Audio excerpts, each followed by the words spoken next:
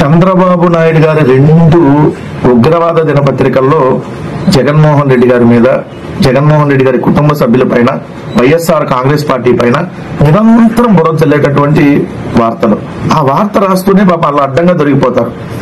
ఎందుకంటే వాళ్ళు హైదరాబాద్ లో కూర్చొని ఆంధ్రజ్యోతి, ఈనాడు ఆంధ్రప్రదేశ్ లో అమ్ముతున్నటువంటి 99 రూపాయల సుమో విస్కీని, షార్ట్ విస్కీని, బెంగళూరు మాల్టెడ్, కేరళ మాల్టెడ్ విస్కీని మొత్తాన్ని కలిపి మిక్స్ చేసుకొని వాళ్ళు తాగి వార్తలు రాస్తా ఉంటారు.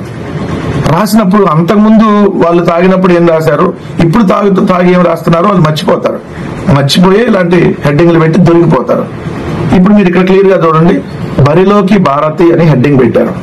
అంటే భారతమ్మ గారు వైసీపీ ముఖ్య నేతలతో మాటామంతి జరుపుతున్నారంట. కొన్నాళ్ళు చాప కింద నీళ్ళ వ్యవహారం నడుస్తుందంట. భారతి ఎంట్రీపై పార్టీలో కలకలం అంట.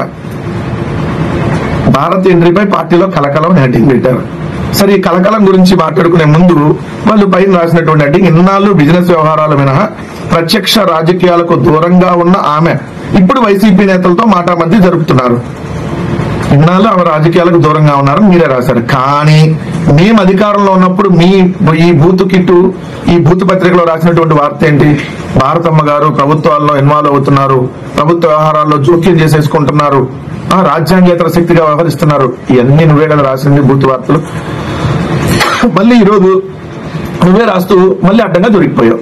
అంటే ఎన్నాళ్ళు నువ్వు మళ్ళీ లోపలికి వెళ్తున్నాడు. 2012లో జగన్ అరెస్ట్ అయినప్పుడు 2019 ఎన్నికల సమయంలో మాత్రమే ఆమె సొంత గడ్డలో ఎన్నికల ప్రచారంలో పాల్గొన్నారు. ఓన్లీ సొంత గడ్డలోనే, అంటే పులివెందులో, అక్కడ కడప, ఇక్కడే ఆమె ఎన్నికల ప్రచారంలో పాల్గొన్నారు. ఇంకెక్కడ పొలిటికల్ గా అసలు ఏ కార్యక్రమంలో పాల్గొనలేదు. ఇది క్లియర్ కదా. మరి నువ్వే ఆ రోజు రాజ్యాంగేతర శక్తి అని చెప్పి తప్పుడు వార్త రాసావు. మళ్ళీ ఈ రోజు చూస్తే కలకలం. కలకలం ఏంటి? ఎవరి కలకలం? భారతమ్మ గారు రాజకీయాల్లోకి వస్తే వైఎస్ఆర్ కాంగ్రెస్ పార్టీకి ఇంకా అడ్వాంటేజ్ ఉంటుంది. కలకలం రేగేది ఎవరిలో? తెలుగుదేశం, ఆ కూటమి నాయకుల్లో కలకలం రేపుతున్నట్టున్నా. ప్రస్తుతం మీరేమి కలవరం చెందొద్దు.